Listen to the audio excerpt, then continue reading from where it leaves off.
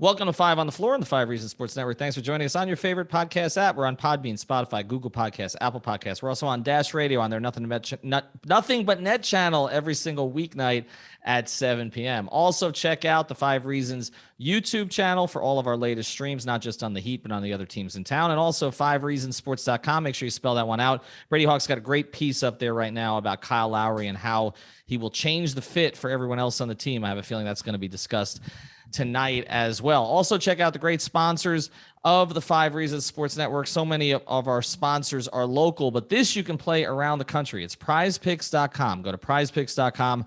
Use the code 5, F-I-V-E. You get your bonus doubled. That's a great deal when you're starting to play. Just deposit $20 and give it a shot. You can play the power play, the flex play, depending on how much you want a chance. And also you can play across sports. So obviously with the NBA not going on right now, you can play MLB, soccer, MMA, or anything else that currently is going on in the world of sports. So check out prizepicks.com. Use the code FIVE. That's how you sign up, and that's how you'll get that bonus. And now, tonight's episode. Five on the floor, ride for my dogs. Where here's the thing, you can check the score. Hustle hard, couple scars, wearing bubble frauds. Just like Butler said, you in trouble, y'all. Kept the floor playing, got it all banned. Y'all seen the block, stop with one hand. And Pat we trust, it's power, have the guts. We're here to bring the heat, y'all can hang it up. Welcome to Five on the Floor, a daily insider show on the Miami Heat and the NBA, featuring Ethan Skolnick, Greg Sylvander, and Alex Toledo, plus others from the Five Reasons Sports Network. Welcome back to Five on the Floor. I am your host, Greg Sylvander. Today's floor plan, I am joined by Alex Toledo, if I'm saying that correctly. Pretty good.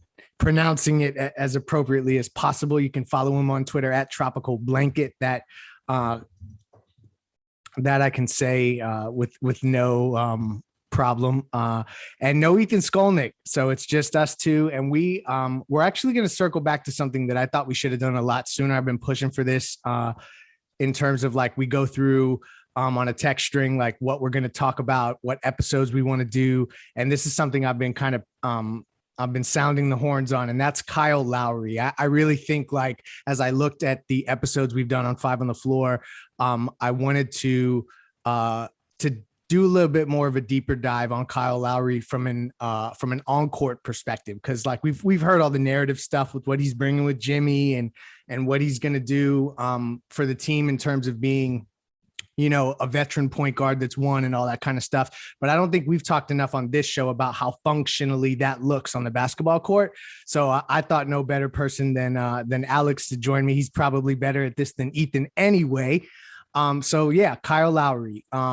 First off, I just want to say that I probably wasn't as excited as I should have been when the acquisition took place, because this has been something that we felt like was coming for so long that there was almost like an anticlimactic element to it. But as I started to lean on it more, I'm getting excited about it. And the biggest thing for me that I keep like that sticks to my gut is the pick and roll stuff with Kyle Lowry, like thinking about what he can do as a pick and roll ball handler, getting a full head of steam, maybe doing some pick and roll stuff with Jimmy. I really like. So like, that was like when I started to unpack this Kyle Lowry stuff, that's where I went. Alex, like when you think about him as a pick and roll ball handler, just as a pick and roll player, what do you see that's going to benefit this team? To me, and I like that you bring that up, because it's kind of tough to think about, you know, what's the thing I'm most excited about that Kyle Lowry is going to bring to this Miami Heat team.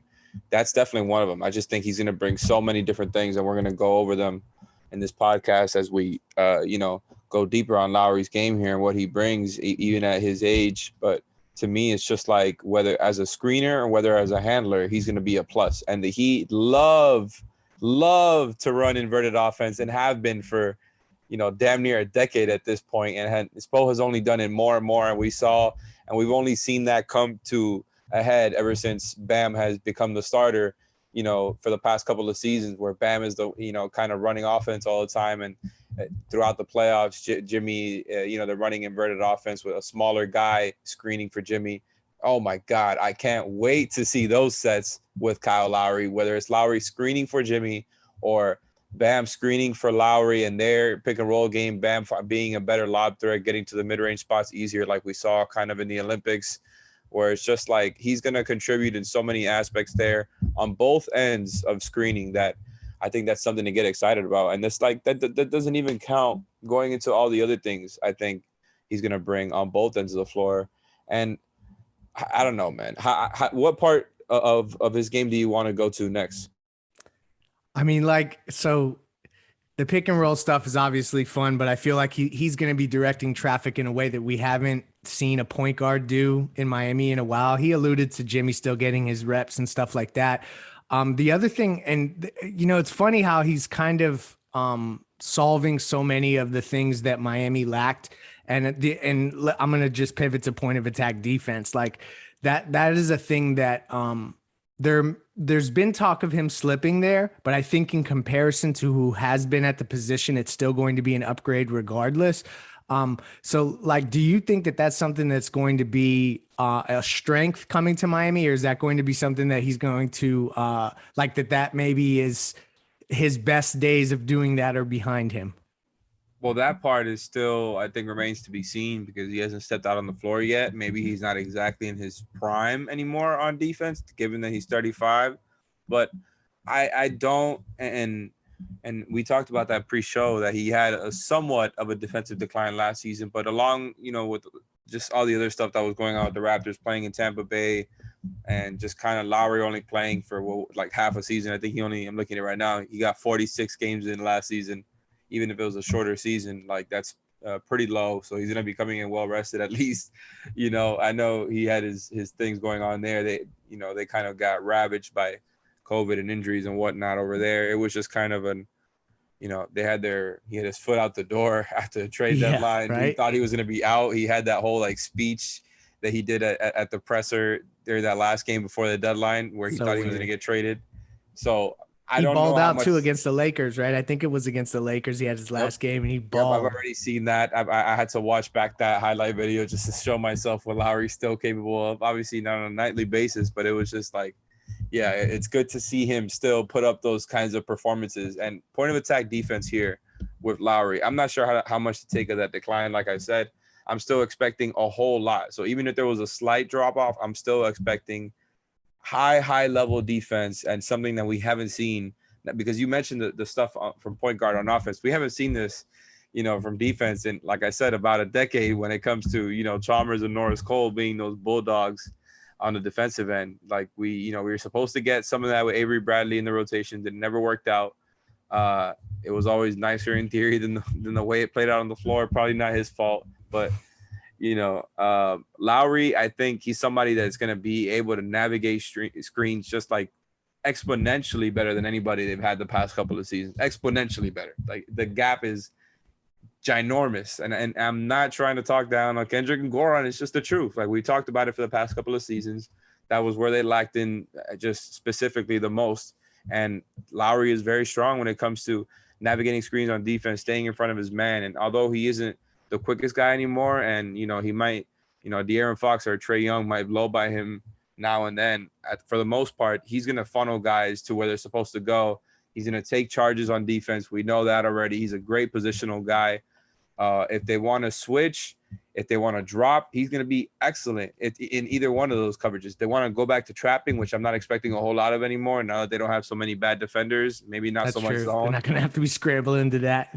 Yeah, maybe not so much over helping. Like regardless, I think it's going to be a lot more of the simpler stuff, whether it's sticking to a switching type defense, depending on who's on the floor, or a drop type defense. If it's like Dedmon and Morris on the floor, for example, I just think Lowry fits the bill perfectly.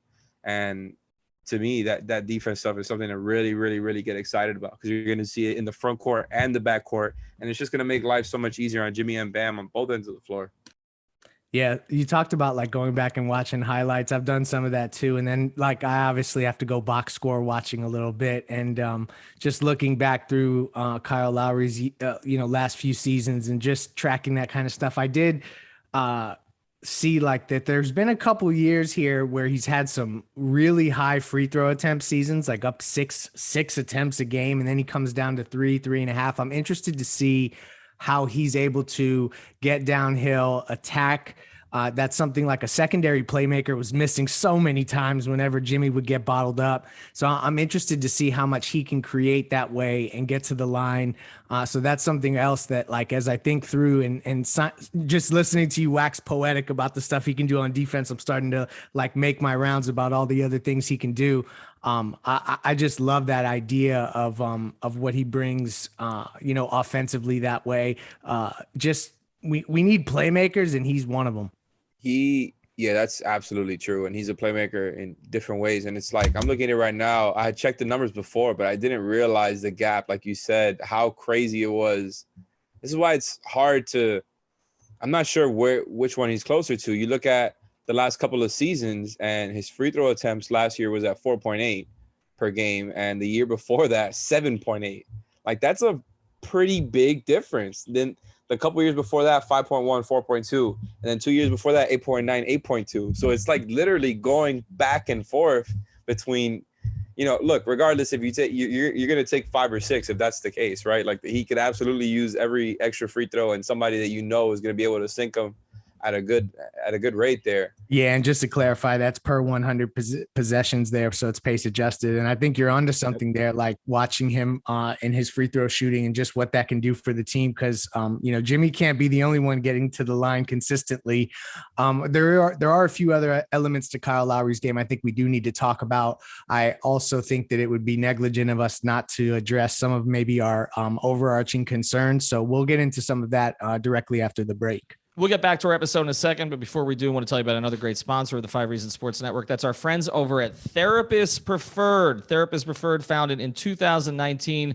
We have a lot of people who are following the network who have sampled these, and now they can't live without them, even though they're 100% THC-free and third-party lab verified. Of course, all the products made in the U.S. with cutting-edge technology from organically grown hemp. The most popular products, CBD sports cream, strawberry lemonade gummies, and the green apple gummies. Use the promo code. This promo code is back. Use the promo code 5 Reasons. That's the number 5 Reasons for 25% off your order, plus free shipping on all orders. I can tell you they'll get to you within a week. So you want them, you'll get them. Go to therapistpreferred.com. That's therapistpreferred.com. Use the code 5 Reasons to get your bonus. And now back to the episode. Okay, back on 5 on the Floor. We are discussing Kyle Lowry, and we've kind of waxed poetic. I've used that term quite a bit lately because we've kind of been doing that from a narrative perspective around this team. Ethan may challenge us soon, listener, so just get ready for a hot debate coming about this roster, maybe on the next episode. But for now, we're sticking to the positive side. We are hope trafficking. We are, you know what? It's not really even hope trafficking because facts trafficking. Kyle Lowry is an absolute upgrade. And we've talked a lot about all the things that he's going to do, whether it be a quarterback of the offense now, point guard that they haven't had, the point of attack defense. We've kind of discussed a little bit. We talked about him as a secondary creator, pick and roll handler, all that great stuff. But like the defensive side of the ball, I guess, is where if there's anywhere that I think we could start to see a slip, that would probably be it. And I'm interested to see how they handle him in that way. Like if there is like any saving him for the playoffs, like the minutes thing, I think will be fascinating with Kyle Lowry and how they manage that part of it. And I just think it's directly tied to defense and how hard he can go on both ends if he's quarterbacking the way we're talking about. Are you concerned with his defense overall, Alex? I mean, I guess you could say that there is some concern that would be the first thing to go once he does start to decline. I think obviously you want that to happen later rather than sooner. It's an obvious thing, but it's just like, I think that would be the one concern when it comes to like the age and people bring that up. I think his shot is so real and so deadly that although he's not Steph Curry level, like he's a deadly shooter. He's obviously a really smart player who's going to be able to collapse defenses. And even though if he's not a rim attacker per se, he does get into the teeth of defenses to kind of create stuff for others or for himself. He has kind of the intermediate stuff whenever it's available to him. So he has so many aspects of his game on offense that I think he's going to contribute it for years. The defense, if he starts to get slower, sooner than later, that can be a problem because that's part of the reason why, you pay him so much is like, this guy's going to be a two-way all-star for you. but I just don't. I'm not really worried about that happening this season. And I could be wrong because I heard Sean Woodley from Locked On Raptors say that with David Ramil on Locked On Heat podcast. Shout out to him. I just did an appearance with him today. I'm doing another one tomorrow. If you guys want to check that out, friend of the show, friend of the program. Definitely. But and I've heard other Raptors people say similar things, that he just kind of had a down year on defense. And again, from some of the stuff we talked about earlier in the show, I wonder if it has to do with just the weird context of the season with his Tampa Bay Raptors over there. And Right. so I just think you hope that it corrects itself a little bit. I just think the whole team itself was down. They had, kind of similar context going on to what the Heat had. And I would expect there to be an upswing in Lowry's defense, especially playing next to the like of Jimmy Butler, Bam, PJ Tucker, most likely in that starting 4 position, and Duncan, who was an improved defender, a much improved defender from the beginning of last season to the end of last season. So I just think it's going to be a lot easier on him to be, to perform his role well on defense. I will say, in continuing along the line with the per 100 possession numbers, the defensive rating, the defensive box plus minus, those types of advanced numbers did fall off a little bit as well last season. So it goes along with the Raptors, what people were saying. Again, I think you hope that that's something that can go back the other way based on the type of team that he's got around him now. I just think he's still like, I tried to watch some of the stuff from last season, and it still looks like the same guy to me. So that's why I'm not so worried. Especially in high leverage situations. I did the same thing. Like I do this thing whenever the Heat acquire a new player, such as Kyle Lowry, that's of that, stature in the league. And I start to try to go back and do my homework, because I admittedly don't get to know every player around the league. I don't even try. And something that strikes me as we kind of, I talked about some of the concerns about his age and all that stuff. But the more that I think about it, like that stuff is really, it's tertiary to what we're really looking at with him. Like it's way in the background to me. I am not focused on any of those negatives. I think even Kyle Lowry at the expected declines is going to be better than anything they had defensively going with, as you said earlier, Goran and Nunn. And another cool part of this, as I read back and I checked out some of his Players Tribune, like where he, did some writings. There was one in 2019 after he won the championship where he said, basketball, that's always been a sanctuary, no matter how intense the game is. I thought that was pretty dope quote. And it's like, I think that is another element of Kyle Lowry that's going to help this team, is in those pressure situations. You're going to have another good shot maker, another decision maker, like just even inbounding the basketball at times is going to be huge for him. And then also, late in games, you alluded to this, and I think it's really, really valid, like what he's going to do to help keep Duncan on the floor. Yeah, like I just think the team, it's been weird, and this is something that Cooper Moorhead from Heat.com has kind of honed in on over the past couple of seasons, is in both of these regular seasons with Jimmy Butler on the team, the Heat have not been a good clutch team when you're comparing to the rest of the league. They've been in the bottom 3 or bottom 5 in clutch numbers. I don't have the exact parameters of the stats that he was referring to, but I'm pretty sure it was that the general definition is the last 5 minutes of the game. And I'm pretty sure that's what he was referring to. And I've seen him tweet it a lot.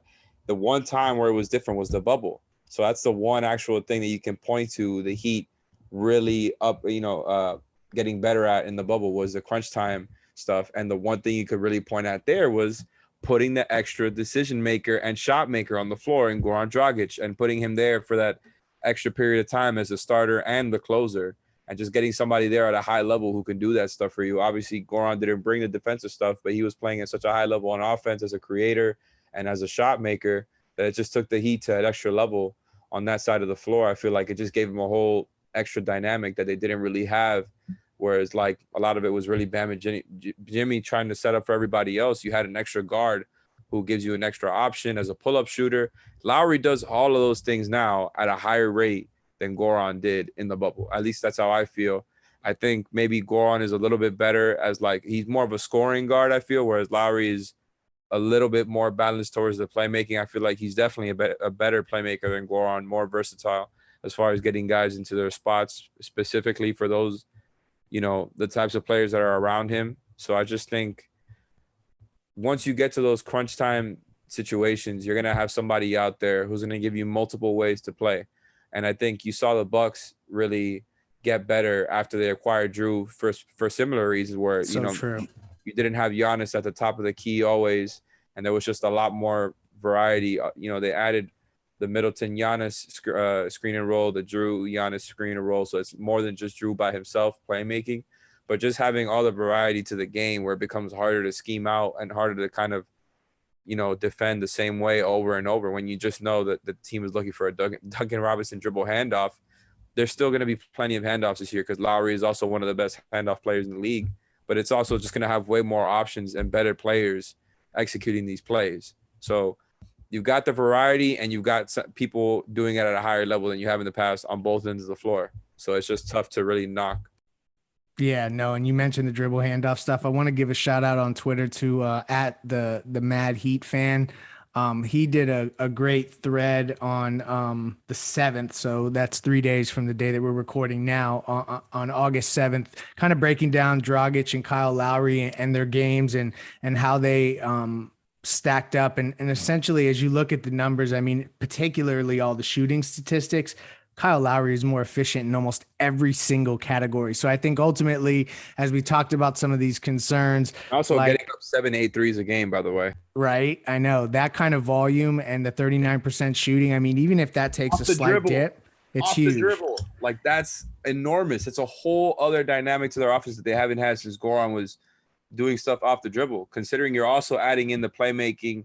Lowry gets to the line a little bit, as we've talked about. I just think like having that pull-up shooting option is going to make things easier for the rest of the offense to breathe a bit.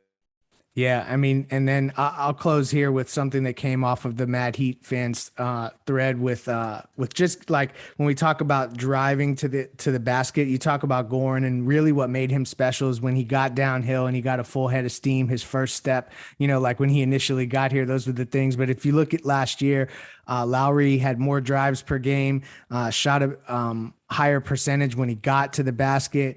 So I just see. He's not even known for his finishing, but that's exactly why I say that although he's not exactly the high volume scorer that people have envisioned for this team, like a Levine or Beal, for example, or even a DeRozan, he does fit the bill of the playmaker and being able to score and make things happen from all three levels. Even if obviously he's better at shooting than getting to the rim, he does add to all those things. He's also a great rebounder for his position, can guard up on defense. Obviously a really smart player, has all the leadership stuff that is unquantifiable, and the reputation that he has that precedes him, as well as the on-court chemistry. Like it's really the intersection. I feel like, when with this big three that they have right now, maybe it's not the most talented, but it's the intersection of on-court chemistry, off-court chemistry. I just think it's a really perfect hand in glove fit with Kyle Lowry. And even though maybe he's not in his prime anymore, it's still going to be a huge addition because they need every single thing that he brings. Definitely. So I think we've talked you into Kyle Lowry. I've talked myself into Kyle Lowry. So we definitely wanted to give him his flowers throughout this offseason. And we will definitely talk a lot more about him. But, this episode, we really just wanted to deep dive into his game. Ethan will be back, and we will have some hot takes and debates coming your way with the next episode related to this roster. We'll see where that goes, but thank you for listening, and we'll be back. Thank you for listening to the Five on the Floor on the Five Reasons Sports Network.